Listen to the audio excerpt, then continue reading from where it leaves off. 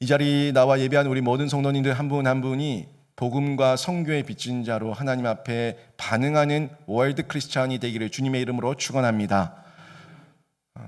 제가 올해 올 9월 달에 성교 헌신 예배를 시작할 때 15252라고 하는 이 프로젝트에 대해서 설명을 드리면서 저희가 생명 사역을 감당하는 중에 여러 가지 선교의 전략과 방향이 필요합니다 하는 부분을 전달한 적이 있습니다. 그 내용을 제가 토대로 다시 한번 여러분에게 강조해서 말씀을 전하고 우리 교회가 어떤 방향성을 가지고 선교해야 될 것인가 하는 부분을 설명을 드리려고 합니다. 도표를 한번 보시면은 제가 예전에도 여러 번 보여드렸지만 5대 사역입니다. 생명 사역을 감당하기 위해서 저희가 이 원 그림을 기억하셔야 되는데 바깥에서 안으로 들어오는 거예요. 이 안은 핵과 같은 그런 에너지 원이죠.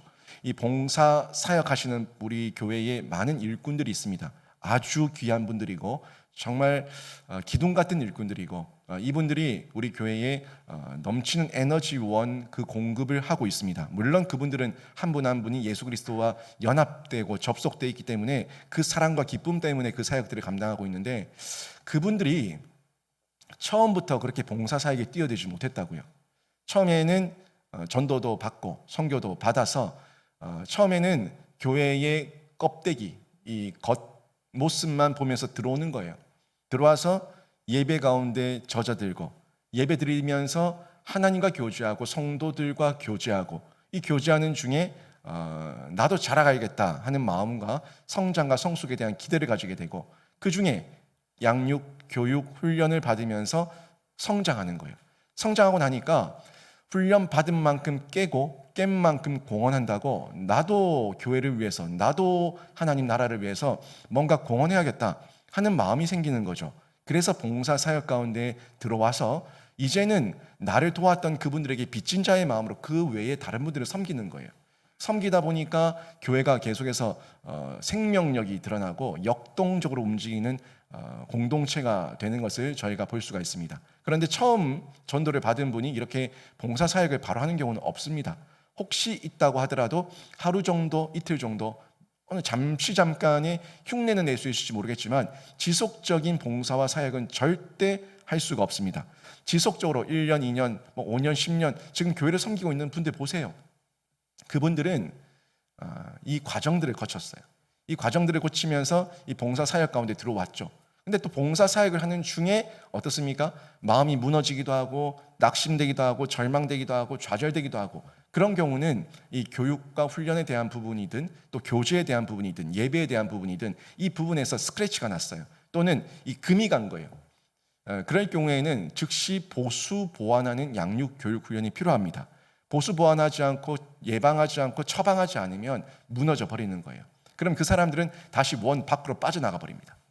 이 부분들을 저희가 아주 탄탄하게 밀어내며 안으로 밀어붙이면서 아주 단단하게 뭉쳐져 있는 공동체, 이 원심력이죠. 원심력으로 아주 단단하게 뭉쳐져 있는 공동체가 될 때에 하나님의 영광을 드러내고 하나님께서 기뻐하시는 여러 사역들을 감당하면서 우리 교회가 교회다운 본질을 회복할 수가 있는 거죠.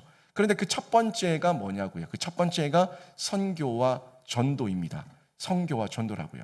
우리 한국 교회가 이렇게 세계에서 두 번째로 많은 선교사님들을 파송하는 세계 2대 선교 대국이 된 거는 처음부터 그래 된 게 아니죠. 먼저 선교를 받았기 때문이에요.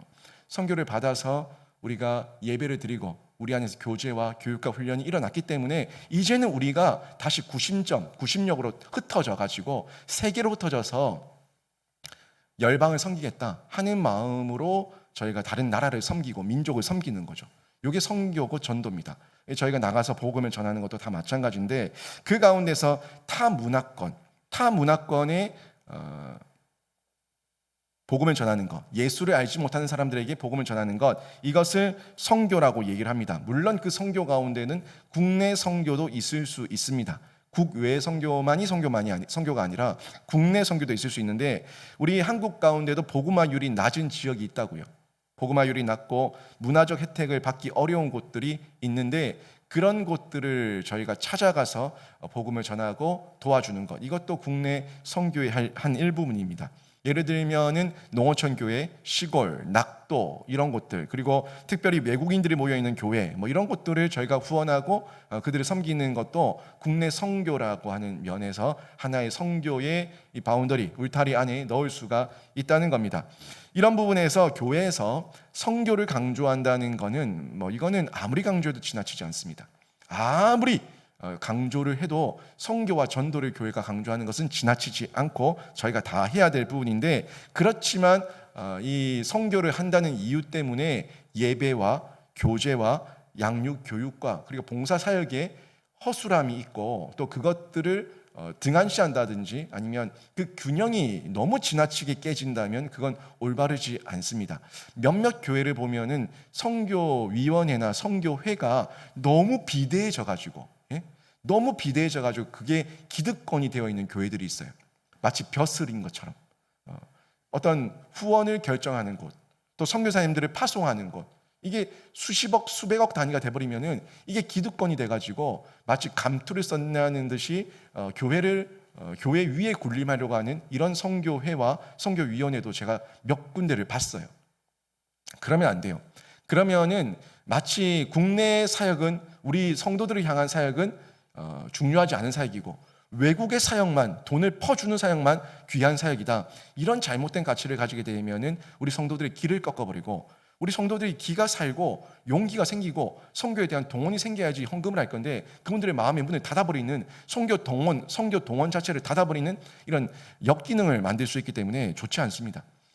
한국 교회, 그러니까 국내 교회와 해외 선교, 모든 선교의 이 부분은 균형이 너무너무 중요해요. 왜냐하면 국내 교회가 살아야지 해외 선교가 계속되거든요.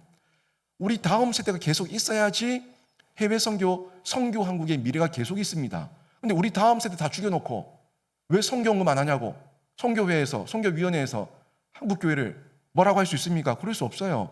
한국 교회가 살아야 돼요.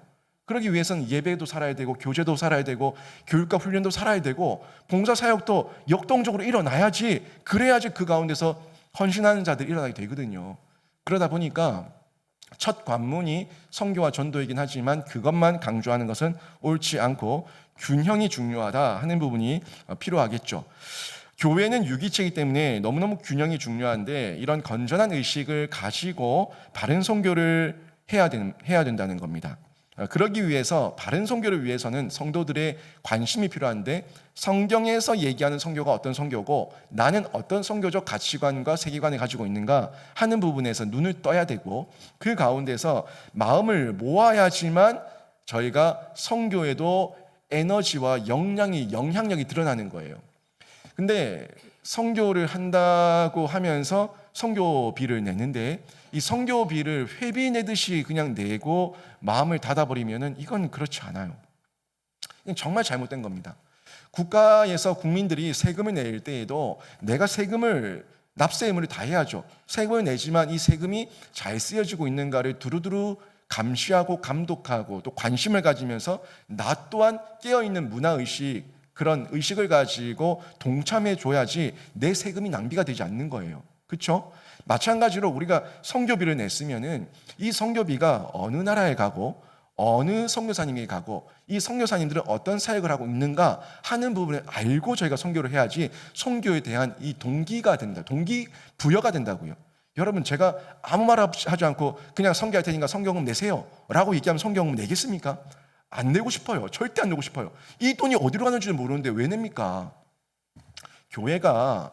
교회의 모든 재정은요 투명해야 됩니다. 교회의 모든 선교비도 투명해야 됩니다. 어느 선교사님에게, 어느 나라에게, 그리고 이 돈이 어떻게 집행되었다는 게 투명하게 드러날 때에 그때 사람들에게 불필요한 오해를 막을 수가 있고 함께 동참하고자 하는 이 마음이 선한 마음으로, 바른 마음으로 저희가 모을 수가 있다는 거죠. 이게 너무너무 중요한데요. 이게 선교에 대한 이해입니다. 어느 나라에, 어느 선교사님에게 어떻게 쓰여지고 있는가, 이 선교에 대한 이해입니다. 더 중요한 것은 선교에 대한 동참인데요. 선교비만 여기 쓰이는구나 아는 것도 좋아요. 거기까지 좋은데 동참을 하지 않아. 뭐 선교사님을 위해서 기도도 한번 하지 않고 선교사님을 위해 가지고 그 나라를 한번 방문해 보지도 않고 평생에 한 번도 동참하지 않아요. 이것도 올바른 선교가 아닙니다.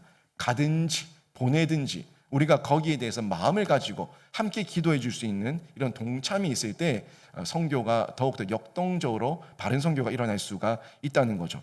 이제는 이런 선교는 좀 지양해야 돼요. 묻지마 선교. 묻지 말고 그냥 돈 내. 그게 하나님 나라를 위한 거야. 이 묻지마 선교 절대 있으면 안 됩니다. 그 다음에 물량주의 선교. 그냥 돈만 많이 되면 다 됐지. 돈만 많이 주면 됐지.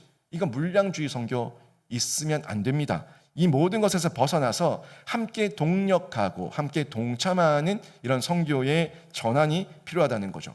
오늘 본문을 보시게 되면 이 바울이 이런 선교에 대한 자세와 마음을 세 가지 측면에서 전달해 주고 있는데 그 내용이 제사 선교, 능력 선교, 개척 선교라는 이 세 가지 부분을 전달해 주고 있어요.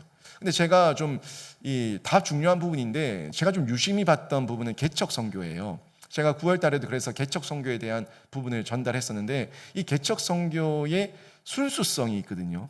이 개척 선교의 이 깨끗함과 하나님께서 주신 이 본질에 대한 몸부림이 있거든요. 그래서 이 개척 선교회가 제가 참 마음이 많이 가는 부분인데 다 중요합니다. 이 다 중요하고 이 세 가지 모두가 생명 선교라는 영역에서 다 쓰임 받고 있는 부분이 확실합니다. 제사 선교라는 거는 딴 게 아니라 예배예요. 예배. 말 그대로 예배가 없는 곳에 예배를 세운다. 예배가 없는 곳에 예배를 일으킨다. 이게 제사죠. 예배죠.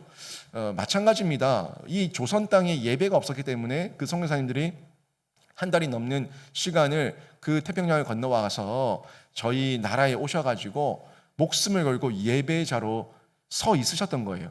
예배가 없는 곳에 한 명의 예배자가 바로 세워지는 건 이게 제사 선교라는 거고요. 또 제사 선교를 통해 가지고 예배가 나타나게 되면 말씀이 없는 곳, 말씀이 번역되지 않은 곳에는 제가 전에도 말씀드렸는데 이상하게 이적과 표적과 능력들이 많이 나타납니다.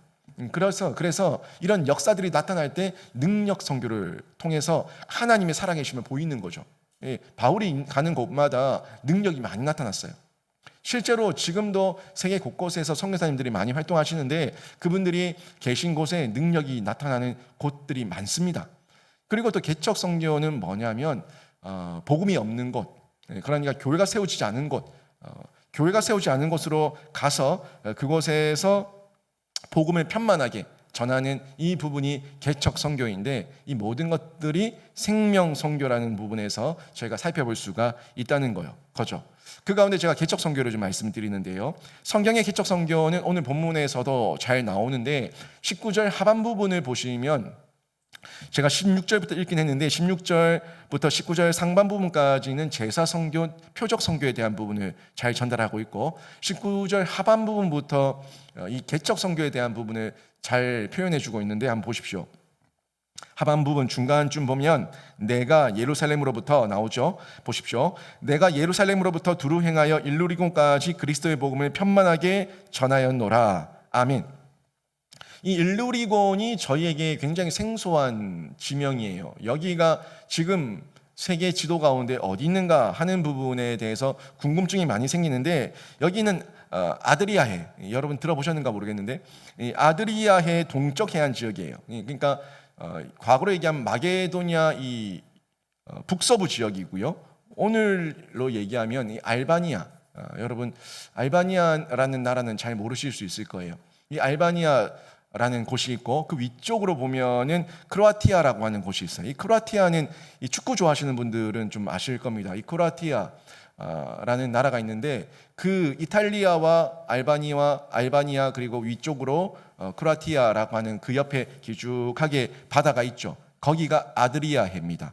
그러니까 지금 그리스 위쪽이 마게도냐고 밑에 쪽으로 아덴 쪽이 이 고린도인데 그 고린도에서 북서부 쪽이죠. 북서부 쪽으로 위로 가면은 거기 알바니아가 있고 그 더 위로 올라가면은 크로아티아가 있는 쪽이라는 거죠. 그러니까 이쪽까지 이쪽 지역까지 로마까지는 가지 못했지만 이 알바니아 그 위쪽까지 바울이 갔다는 거예요. 바울이 갔다는 걸 알 수가 있는데 언제 갔는가 하는 부분을 좀 살펴보니까 성경에는 정확하게 언제라고는 말씀하고 있지 않지만 사도행전 20장 1절과 2절 말씀을 좀 보면은 요때 가지 않았을까 하는 걸 추측해 볼 수가 있는데, 보시면 1절 2절에 소요가 그침에 바울은 제자들을 불러 권한 후에 작별하고 떠나 마게도냐로 가니라. 아멘. 요때가 바울이 3차 전도 여행 때예요. 3차 전도 여행 때 에베소에 있다가 거기서 소요가 일어났어요. 큰 소동이 일어나서 거기서 이제 떠나가지고 이 터키 지역에 있는 에베소에서 떠나서 다시 이 그리스 마게도니아를 거쳐가지고 고린도까지 내려가게 되는 요 때에 바울이 알바니아 쪽, 이 크로아티아 쪽, 이 일리곤까지 가서 복음을 전하지 않았을까 하는 추측들을 신학자들이 많이 하고 있다는 겁니다. 바울이 이때 갈 때에 바울이 항상 보면은 이 선교 전도 여행을 할 때 전략이 있었는데, 바울의 전략은 뭐였냐면 인구가 많은 곳, 이 도시들 가운데서 아주 작은 시골 도시가 아니라 좀 시골 마을이 아니라 좀 사람이 많이 모여 있는 도시의 자리를 잡았어요. 그 도시에 가서 사람들을 가르치고 교회를 세우고 그곳에서 복음을 전하게 해서 그 복음의 빛이 많은 사람들, 어떻든 많은 사람들에게 전달시켜 가지고 그 빛이 또 다른 사람들에게 전달되게끔 흘러갈 수 있게끔 그렇게 좀 효과적인 능률적인 선교를 하기 위해서 애를 썼다는 것을 볼 수가 있습니다. 그러니까 뭐 한두 명을 붙들고 선교를 할 수 있지만 가능한 많은 사람들 많이 모였을 때 복음을 확산시켜 가지고 이 복음의 소식들이 전달하게끔 하는 이런 전략을 바울이 취하고 있었다는 거죠. 그러면서 두루두루 다니는데 그때마다 개척 선교에 집중했어요. 그러니까 다른 사도들이나 다른 제자들도 흩어져서 복음을 전하고 있으니까 복음이 있는 곳에는 들어가지 않고 복음이 없는 곳에, 예수를 모르는 곳에 어떻게든 들어가서 복음을 전하기 위해서 애를 많이 썼다는 것을 확인할 수가 있죠. 20절 말씀 한번 보십시오. 20절 보시면 이런 말씀이 나와요. 또 내가 그리스도 이름을 부르는 곳에는 복음을 전하지 않기를 힘썼노니 이는 남의 터 위에 건축하지 아니하려 함이라. 아멘. 이게 바로 개척 선교에 대한 마인드예요. 그러니까 이미 복음을 전하는 선교사들이 너무너무 많은데 굳이 그 나라에 들어갈 필요가 없다는 거죠. 아직까지 한 번도 복음을 듣지 못한 나라와 민족이 많으니까 그들에게 찾아가서 복음을 전하겠다 하는 이 마인드가 이 바울에게 있었다는 것을 이 말씀을 통해서 저희가 확인할 수가 있었다는 건데, 그리스도의 이름을 부른다는 것은 딴 게 아니에요. 그리스도를 인정하고 나의 구주로 받아들이고 있었다는 그리스도인들이 있었다는 이 정도의 적극적인 내용이기 때문에 이미 교회가 세워져 있었다 하는 부분에서 저희가 생각을 할 수가 있는 겁니다. 또 21절도 한번 보실까요? 21절 보시면 기록된 바 주의 소식을 받지 못한 자들이 볼 것이요 듣지 못한 자들이 깨달으리라 함과 같으니라. 아멘. 이 말씀은요, 그 이사야서의 인용이에요. 이사야서 52장 15절 말씀의 인용인데 보세요. 기록된 바 주의 소식을 받지 못한 자들이 볼 것이요, 선교죠, 개척이죠. 듣지 못한 자들이 깨달으리라 함과 같으니라. 그러니까 듣지 못했던 자들이 듣고 깨닫게 된다, 복음이 편만하게 전해진다 하는 이사야서 52장의 이 예언된 말씀을 지금 인용하면서 이 하나님의 역사가 지금 펼쳐지고 있다. 지금 나를 통해서, 교회들을 통해서 계속해서 편만하게 복음이 증거되고 있다 하는 내용을 전달하는 건데, 결국 바울 자신이 하고 있는 이 개척 선교, 한 번도 복음을 듣지 못한 땅에 가서 내가 복음을 전하는 이 개척 선교는 내 뜻이 아니라 구약으로부터, 하나님으로부터 이미 선지자로부터 전달되어진 그 말씀의 언약이기 때문에 이 말씀이 성취되고 있는 거고, 하나님께서 원하시는 바고 하나님의 의도고 하나님께서 기뻐하시는 사역이다 하는 부분을 바울이 증명하고 있는 겁니다. 구약의 본문을 가지고 와서. 그러면 그렇지 않습니까? 저희도 이 구약에서 이사야서 52장에 나왔던 이 말씀을 통해 가지고도 이미 이사야를 통해서 예언된 선교에 대한 하나님의 전략, 그리고 바울을 통해서 증명된 선교의 전략, 그리고 이 바울과 그 제자들을 통해서 계속해서 편만하게 펼쳐진 복음이 이 태평양을 대상을 건너와서 이 조선 땅 대한민국에까지 전해졌다는 이 열매를 보면서 우리도 어떤 선교를 감당해야 될까 하는 부분에서 관심을 가질 수가 있다는 겁니다. 아프리카 대륙의 탐험가이면서 선교사였던 리빙스턴이라는 분이 있어요. 여러분도 많이 들어보셨을 건데, 이 데이비드 리빙스턴이라는 이 분이 이런 어록을 남겼습니다. 그의 어록 중에 나는 앞으로 가는 것이라면 어디든지 가겠습니다. 나는 앞으로 가는 것이라면 어디든지 가겠습니다. 이건 미지의 세계, 개척하는 일이라면 내가 복음 전하면서 그 땅을 개척하면서 여러 종족과 부족을 만날 수 있는 길이라면 아프리카 그 미개인들, 야만인들, 식인종들이 있는 곳이라고 하더라도 어디든지 가겠습니다 라는 목숨 건 생명 건 리빙스턴의 각오와 자세였다는 것을 저희가 확인할 수가 있는 겁니다. 한마디로 미지의 땅. 미지의 땅은 복음이 안 들어갔다는 곳이에요. 식인종, 야만인이 있다는 것은 거기가 개화가 되지 않았다는 것이고 그들이 예수에 대해서 한 번도 듣지 못했다는 거예요. 그러니까 내가 탐험을 하면서 복음을 전하는데 선교를 하는데 어디든지 가겠습니다. 어디든지 두려워하지 않겠습니다 하는 이런 도전의식과 이 야성이 있었다는 것을 확인할 수가 있는 겁니다. 개신교 역사 가운데 경건주의 운동을 일으켰던 사람이 있죠. 모라비안이라는 이 모라비안 운동, 이 경건주의 운동을 일으켰던 분인데 진젠돌프라는 분이 있어요. 이 진젠돌프라는 분이 이런 말을 또 남겼습니다. 복음이 가장 필요한 지역이 이제부터 나의 조국입니다. 복음이 가장 필요한 지역이 이제부터 나의 조국입니다. 이 진젠돌프 같은 경우는 그 교회가 92명당 1명의 선교사를 파송해요. 92명이 모이면은 한 명의 선교사의 생활비를 마련할 수 있다는 거예요. 자신들이 십시일반하면. 그러면 한 명의 선교사를 파송할 수 있으니까 92명만 모이면은 우리는 선교의 빚진 자로, 복음의 빚진 자로 한 명을 파송하는 거예요. 이런 대단한 사역을 하면서 엄청난 이 선교의 부흥과 선교의 역사를 이뤘던 이 모라비안 운동이 있었는데 이분이 했던 말도 보시라고요. 복음이 가장 필요한 지역, 복음이 가장 필요한 지역이 이제부터 나의 조국입니다. 내가 혈연, 지연, 학연 이런 연에 매이지 않고 어디든지 주님 가라고 하면 그곳에 가서 복음 증거하겠습니다 하는 이 고백을 진젠돌프가 하고 있는 거죠. 지난주 금요일 엊그제죠. 이용남 선교사님이 오셔서 한국 땅에 복음이 들어온 내용을 잘 전달해 주셨는데 그분들이 여기 조선 땅에 왜 왔을까요? 조선 땅은 미전도 종족이었기 때문에 한 번도 복음을 듣지 못한 종족이었기 때문에 들어온 거예요. 다른 이유 없어요. 그래서 온 거예요. 언더우드 선교사님은 우리 한국 땅에 와서 복음을 전하셨던 큰 일을 많이 하셨던 언더우드 선교사님, 이분은 원래 자신의 선교 예정지는 인도였습니다. 인도였는데 이분이 바꿨어요. 바꿔서 굳이 바꿔가지고 한국 땅에 들어왔어요. 처음에 미국 그 선교부에서 허락하지 않았어요. 왜냐하면 조선에서는 의사를 보내달라고 하는데 언더우드 당신은 의사가 아니죠. 그냥 목회자일 뿐이기 때문에 안 된다는 거예요. 그래서 언더우드가 일본까지 갔지 않습니까? 일본 땅에서 호시탐탐 기다리는 거예요. 문만 열리면 들어가겠다. 문만 열리면 들어가겠다. 그러던 중에 문이 열리면서 들어오게 된 거죠.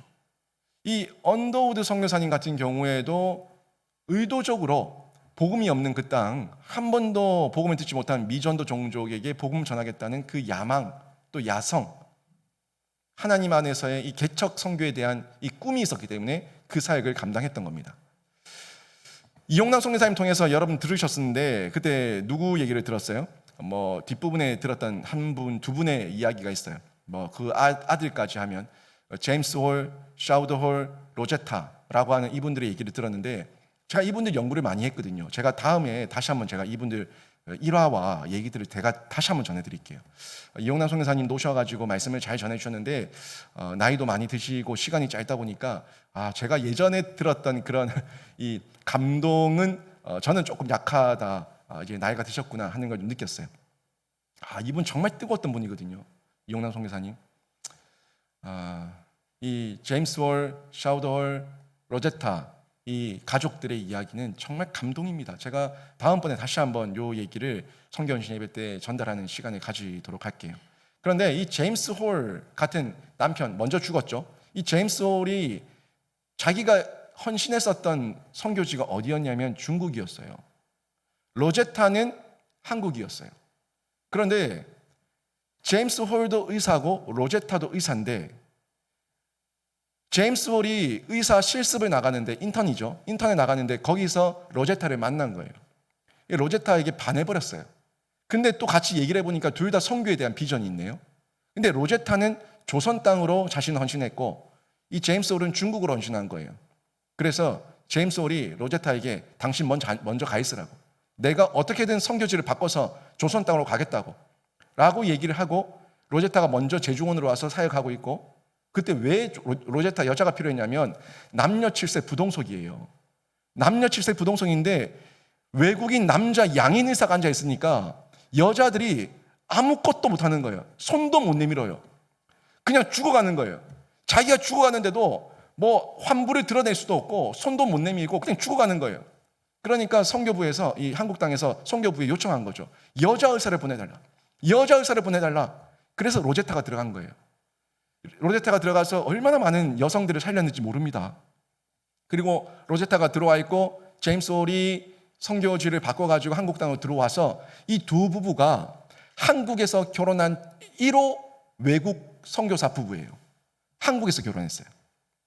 그러니까 이 로제타가 두 아이를 데리고 캐나다의 제임스 올 그 본교회에, 작은 그 교회에 갔을 때 많은 성도들이 막 울고 했었던 이유가 그 아내를 처음 봤거든요. 그 아이들을 처음 봤거든요.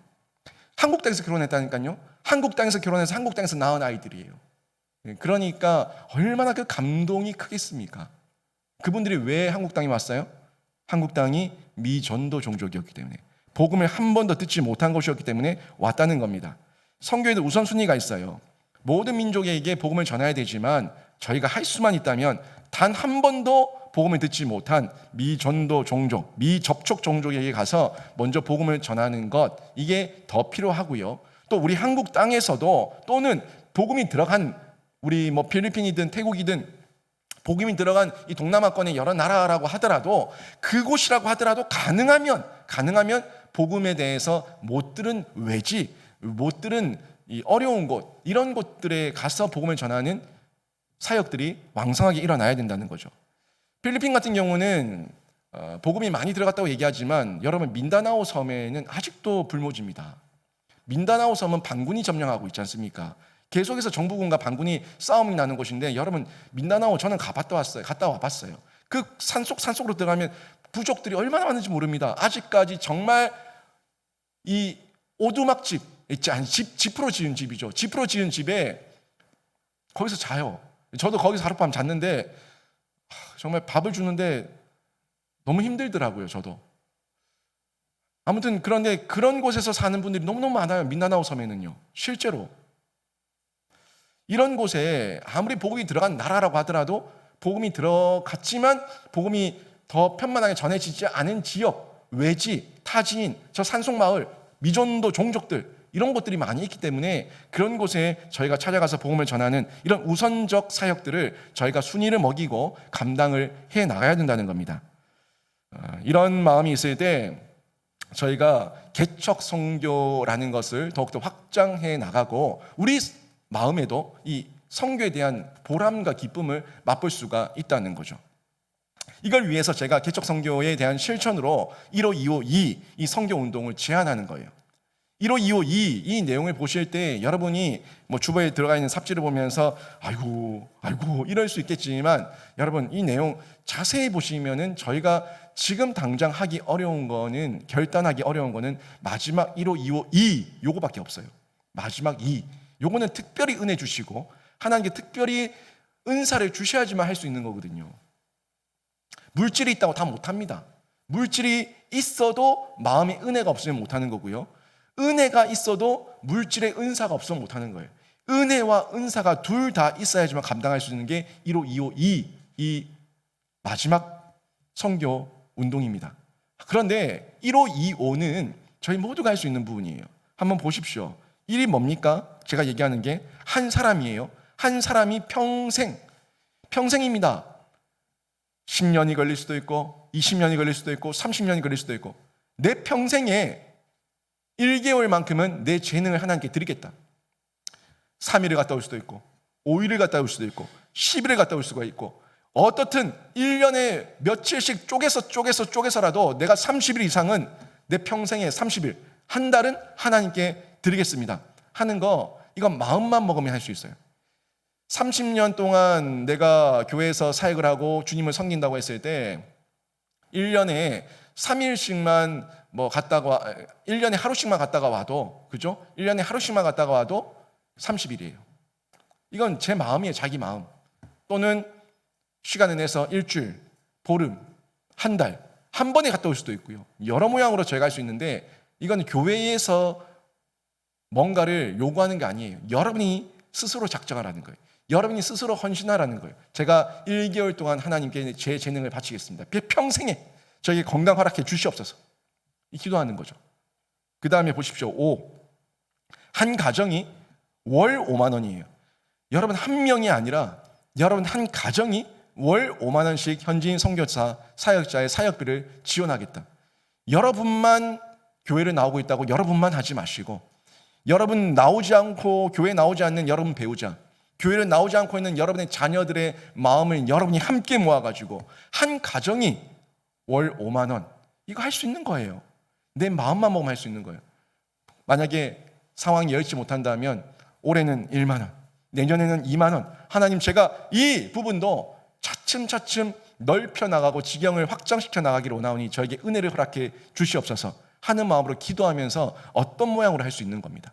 한 명이 아니라 한 가정이. 1호, 2호, 2. 한 가정이 평생에 200만 원이에요. 평생에 200만 원의 선교지의 필요를 지원하는 겁니다. 우리 영신교회 과거에 3천만 원, 4천만 원, 5천만 원 헌금해서 교회에 건물을 지어주는 것, 그것도 귀합니다.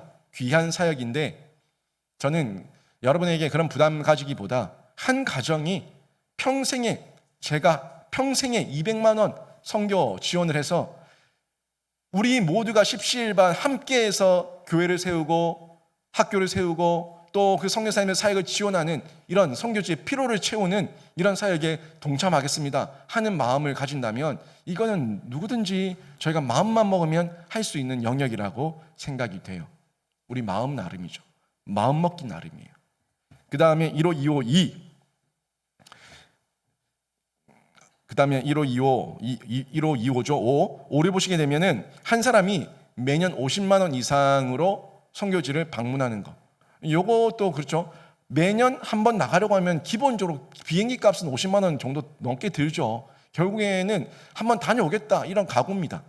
1호, 2호는 여러분에게 교회에서 뭔가를 지금 당장 하라고 요구하는 거 아니에요. 아무것도 5를 빼고는 1, 그다음에 2호, 요거는 당장 뭔가를 요구하는 거 아닙니다. 한 사람의 평생을 얘기하고 있는 거예요.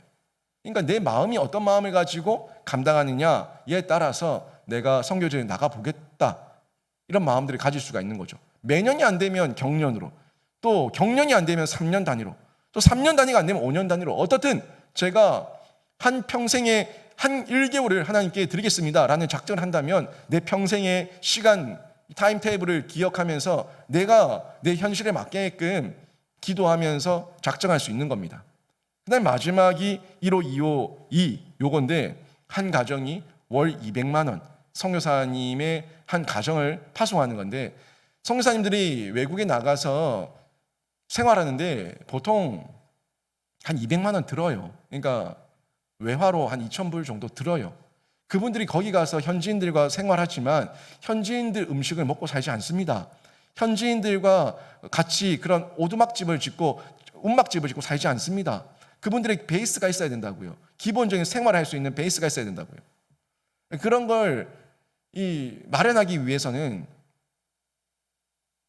선교비가 필요해요. 생활비가 필요하다는 거죠. 그게 한 2,000불 정도의 돈이 드는데, 나라마다 조금 정도의 차이가 있겠지만 이 부분을 월 200만 원 정도로 한 가정이 한 명의 선교사님 가정을 파송하는 것. 이것도 은사와 은혜, 이 두 가지가 다 있어야지만 됩니다. 동신교회에 부자들이 정말 많거든요. 몇 가정 될 것 같아요? 많지 않아요.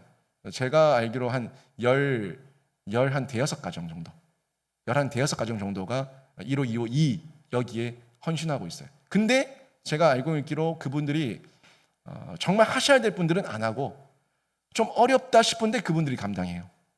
왠지 아세요? 은사가 있으면 은혜가 없어요. 은혜가 있으면 은사가 없어요. 은사와 은혜 두 가지가 다 있어야지만 감당할 수 있는 게 1호, 2호, 이 마지막입니다. 이 부분은 저희가 은혜와 은사를 다 함께 사모하면서 제 평생에 1년이라도 제가 한 가정을 파송하기로 합니다. 하는 마음으로 헌신된 마음이 있는 분들은 기도하시면서 하나님께서 문 열어주실 때 그때 하면 되는 거겠죠. 이 부분들이 저희가 하는 부분인데, 저희가 어렵다, 못한다 라는 마음을 가지고 있으면 못하는 거지만 하나님께서 은혜 주시면은 제가 감당하겠고, 양육 교육 훈련 속에서 제가 계속해서 성장하고 성숙하는 중에 지경을 넓혀주시면 우리 교회가 감당할 수 있습니다 하는 마음으로 저희가 뛰어들게 되면 이 부분이 개척이 되고 개척 선교가 되어서 여러분의 개인과 가정과 교회가 복을 받는 역사가 일어나게 되는 겁니다. 이걸 저희가 한번 해보자는 거예요. 어떤 부분이든 한번 해보자는 거예요. 부담되지 않게끔, 부담되지 않는 범위 안에서 제가 제안을 하고 저희가 해보자는 건데, 다만 요청하는 것은 우리 마음에, 모두의 마음에 선교에 대한 이 비전과 열정을 품고 있자는 거예요. 월드 크리스천, 세계를 품은 그리스도인, 이 그리스도인으로서 우리가 마음을 품고 있자는 거예요.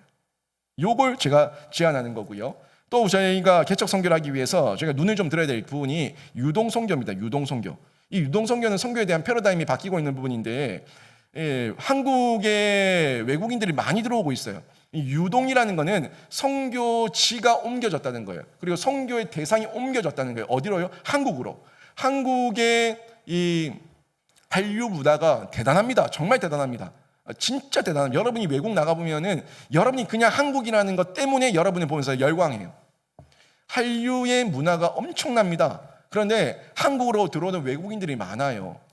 뭐 시집장가를 오기도 하고 사업을 하러 오기도 하고 또 일을 하러 오기도 하고 여러 모양으로 들어오는데, 이 선교지가 한국으로 들어와 버렸지 않습니까? 그래서 우리가 굳이 나가지 않아도 그분들을 선교할 수 있어요. 또 이분들이 선교를 해서 믿어버리면 이분들 외국으로, 그래도 친인척이 외국에 있으니까 자기 본국에 한 번씩 나가지 않겠습니까? 나가는 그 사람들이 단기 선교를 하는 거예요. 자기 집에 간 그 사람들이 그 현장으로 돌아가서 거기서 선교를 하는 거예요. 현지인이 현지인들을 향해서 복음을 전하는 거, 이거는 엄청난 시너지 효과입니다. 그래서 이 유동 선교에 대한 움직임에 대해서 제가 눈을 뜨고 주변을 살펴봐야 되는데, 이 관운동 지역에도 한번 둘러보세요. 이 외국인들이 많이 있지 않습니까? 노동자들도 많고 시집 온 이 안악들도 많이 있고 이런 분들이 많이 계신데, 이런 분들에게 저희들이 복음을 전하는 부분이죠. 100만 명 이상의 외국인들이 한국에 들어와 있다는 겁니다. 이런 움직임을 통해서 이분들이 다시금 본국으로 돌아가서 사명을 감당하면은 현지인 선교사가 되는 거죠. 현지인 선교사가 되는 거예요. 이런 일을 저희가 유동 선교라는 이 개척에 대한 영역에서 눈을 뜨고 한국 사람만 복음 전한다 하는 부분에서 좀 탈피하고, 우리 동네, 우리 아파트, 우리 주변에 외국인이 있다면 이분들에게도 복음을 전하는데 마음을 연다면 그 나라와 그 민족을 품는 놀라운 일을 할 수가 있다는 부분에서 이 유동 선교를 생각해야 된다는 겁니다. 그 다음에 제가 제안하는 것이 기관 연결 선교인데요. 저희가 기관 연결 선교는 보내는 것으로 끝내면 안 되고요. 보낸 이후에 저희가 관심을 가져야 된다는 겁니다. 보내는 선교를 돈만 보내는 것으로 그 책임을 다했다고 생각하면 절대 안 됩니다. 후원하는 선교지와 선교사를 위해서 저희가 기도해야 되는 거예요. 돈만 보내고 끝내는 거는, 이거는 선교 아닙니다. 마음이 있어야 돼요. 마음이 있어야지 저희가 선교에 동참하고 선교사적 사명을 감당하면서 저희가 신앙생활을 이어갈 수가 있는 겁니다. 그러기 위해서 그분들의 기도 제목도 알아야겠죠. 여러분, 저희 교회 홈페이지에 들어가시면은 선교 부분이 있어요. 선교 부분에 선교 게시판이 있는데, 이 선교 게시판에 들어가시면은 저희가 선교 편지가 오는 분들, 선교 편지가 오는 분들의 선교사님들의 선교 편지는 계속해서 업데이트를 하고 있습니다. 한 번씩 들어가 보세요. 뭐 일주일에 한 번이든 한 달에 한 번이든 한번 들어가셔가지고 어떤 사역을 하시고 있고 어떤 선교를 하고 있는지 한번 보시라고요. 기도 제목을 금요기도회 때, 선교원신 예배 때 잠시 띄우지만 그거는 아주 제한적인 부분밖에 보여드릴 수가 없고, 그분들의 소소한 편지의 글들이 있으니까 그런 내용을 한번 읽어보셔야지 이분들이 어떤 상황에서 어떤 선교를 하고 있구나 하는 것을 저희가 마음을 가질 수 있지 않겠습니까? 저는 앞으로 선교 편지를 좀 보내달라고 요청을 하는데도 불구하고 선교 편지도 안 보내주고 기도 제목을 달라는데도 기도 제목을 안 보내주는 선교지는 후원하지 않을 겁니다. 아니 1년 넘도록 기도 편지 좀 주세요, 기도 제목 좀 주세요라고 얘기하는데 기도 제목을 한 번도 안 보내요. 뭐예요? 나는 이 선교지에서 기도 제목이 없습니다 라는 겁니다. 기도 제목이 없다는 건 다 이뤘다는 거고, 다 이뤘으면 들어와야지. 왜 거기 있어요? 다 이뤘으면 들어와야지. 기도 제목이 없는 거는요, 생각이 없다는 거고 하나님 향한 마음이 없다는 거예요. 저는 그렇게 봅니다. 그것도 한 달을 기다린 게 아니라 1년이 넘도록 기도 제목을 보내라고 하는데 기도 제목을 한 번도 안 보내요. 지금 저희가 후원하는 교회에 있습니다. 다 뺄 겁니다. 여러분, 저에게 기도 제목이 있습니다. 제 자신과 제 가정과 영신교회를 향한 기도 제목이 있습니다. 기도 제목이 있다는 건 저의 부족함을 인정한다는 겁니다. 저의 연약함을 인정한다는 거예요. 근데 기도 제목이 없는 선교사? 기도 제목이 없는 선교지? 기도 제목이 없는 현장이 있다면 저희가 후원할 이유가 없어요. 저희는 하나님을 바라보며 하나님의 마음으로 그들을 위해 기도해 주겠다고 하는데도 기도 제목을 안 보내요. 답장도 없어요. 대꾸도 없어요. 이런 곳에 어떻게 저희가 계속해서 후원할 수가 있겠습니까? 이런 부분이에요. 그렇게 해서 기도 제목을 보내주면 저희가 기관과 연결하고 사랑방과 연결하고 전도회와 연결하고 연결해서 저희가 함께 기도해 주는 거예요. 또 저희가 할 수만 있다면 국내 선교지 같은 경우는 저희가 1년에 한 번이라도 방문해 보고, 그렇죠? 또 외국 같은 경우에도 이제 다시 단기 선교의 문이 열렸을 때 외국에 나가서 그분들을 위로하고 격려하고, 또 크리스마스가 되면은 그분들 그 외국 땅에서는 한국 음식 먹기가 너무너무 힘들어요. 고추장, 된장 뭐 이런 것들, 라면 저희가 포장해가지고 크리스마스 선물을 보내드리는 거예요. 국외 이 우편으로. 얼마나 기뻐하는지 모릅니다. 자, 이런 것들을 제가 체계화시키면서 우리 선교위원회가 그 사역을 감당하기를 원하고, 어떻든 선교지에 계신 선교사님들에게 위로가 되고 선교지에 계신 그분들에게 우리의 마음을 전달하고 그분들과 함께 동력하고 있다고, 함께 선교하고 있다고 하는 이 마음, 당신은 혼자가 아닙니다 하는 이 마음을 전해줄 때 그분들이 신이 나서 1명 만날 사람 2명 만나고, 2명 만날 사람 4명 만나고, 4명 만날 사람 8명 만나면서 더욱더 복음은 편만하게 개척 선교가 진전될 줄로 믿습니다. 이 선교 가운데 저희가 뛰어들어야 된다는 겁니다. 계속해서 격려하는 겁니다. 이런 부분들을 저희가 할 때 충만한 복, 이 충만한 복이 전달되는 거예요. 어디에요? 국내 선교지 가운데, 국외 선교지 가운데 하나님의 그 충만한 복이 선포되고 전달되는 거예요. 29절 말씀 보십시오. 29절 말씀 보시면 바울이 이렇게 말씀하고 있는데, 15장 29절, 로마서 15장 29절 보면 내가 너희에게 나아갈 때에 그리스도의 충만한 복을 가지고 갈 줄 아노라. 아멘. 내가 너희에게 갈 때에, 내가 너희들을 방문할 때에, 내가 너희들을 찾아갈 때에 그리스도의 충만한 복을 가지고 갈 줄 아노라. 이 말은 자신이 뭐라는 겁니까? 복을 전하는 통로라는 거예요.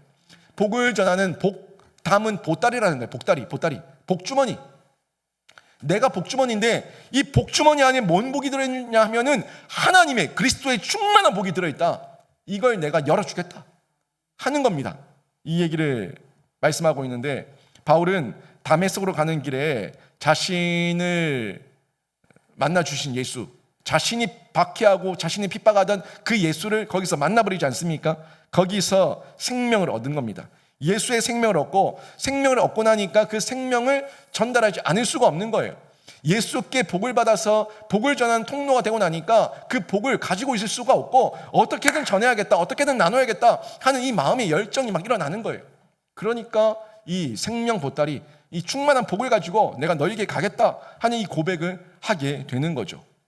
사도행전 26장 15절에서 18절 말씀 보시면 이런 말씀 나오죠. 이 말씀은 이 바울이 다메섹에서 예수를 만났을 때 그때를 회상하면서 기록하고 있는 내용입니다.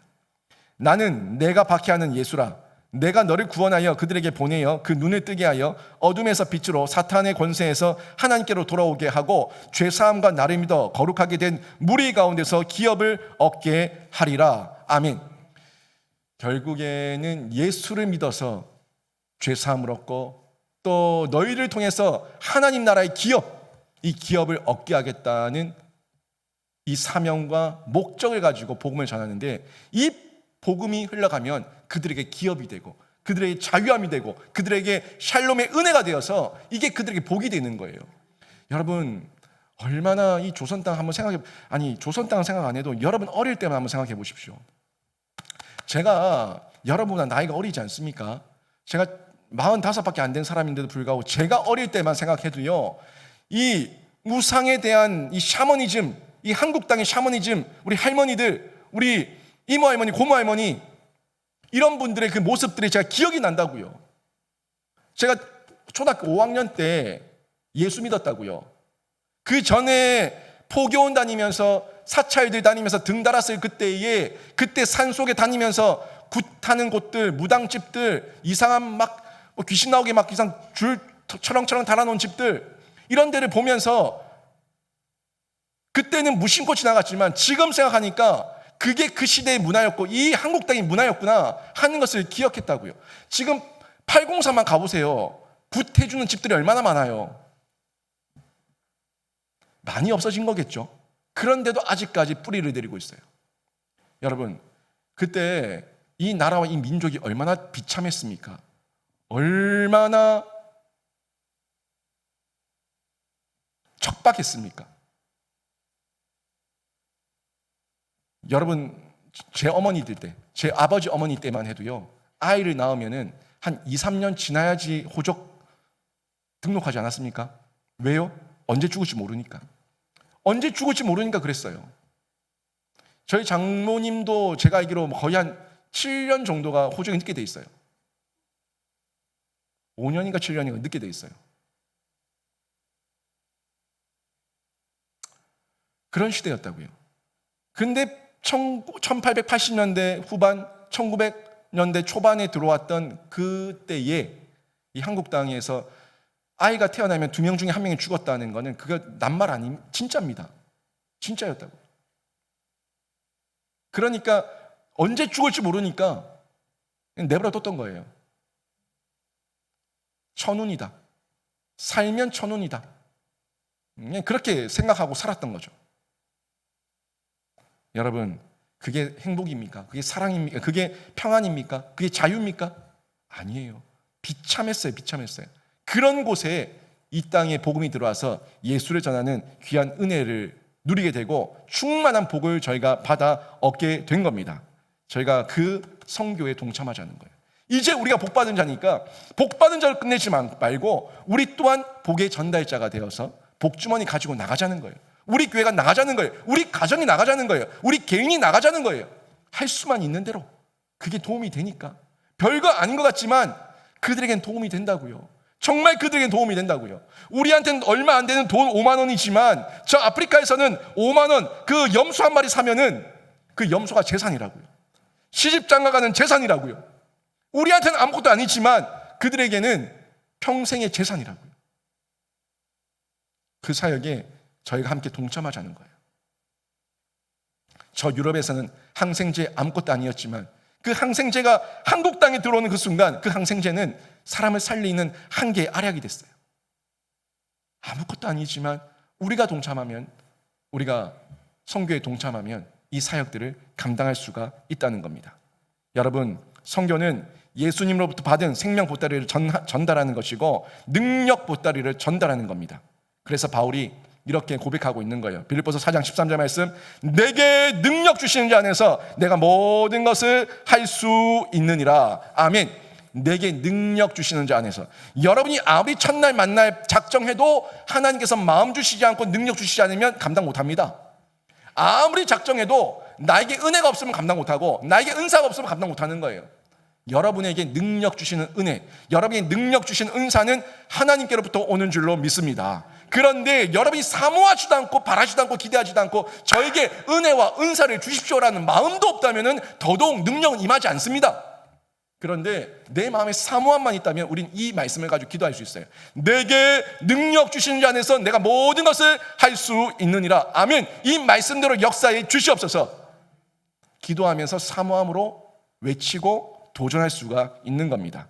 저는 여러분이 안 된다, 못한다, 쓸데없다 하는 마음이 아니라 우리 한국당 얼마 되지 않은 100 몇십 년밖에 되지 않은 이 한국당에 한국 교회의 역사 가운데 선교사님들의 그런 피땀과 눈물과 죽음이 있었다는 걸 기억하고 저 또한 빚진 자가 되어서 복음의 빚진 자, 선교의 빚진 자가 되어서 제가 하나님 앞에 은사와 은혜를 간구하면서 작은 일부분을 감당하기를 원하오니 저에게 능력 주시옵소서 하며 기도하고 뛰어드셔가지고 여러분 삶 가운데 선교의 지경을 개척해 나가시는 귀한 개인과 가정과 교회가 되기를 주님의 이름으로 축원합니다.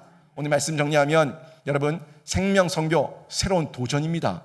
새로운 도전입니다. 한 번도 안 해보셨다면 여러분이 새로운 도전 가운데 뛰어드시기를 바라고 생명선교 작정과 실천인데 여러분이 먼저 마음에 사모함을 가지고 작정하시고 실천하시면서 여러분 모두가 축복의 통로로 쓰임받기를 바랍니다. 그래서 선교하는 개인은 영향력이 드러나요.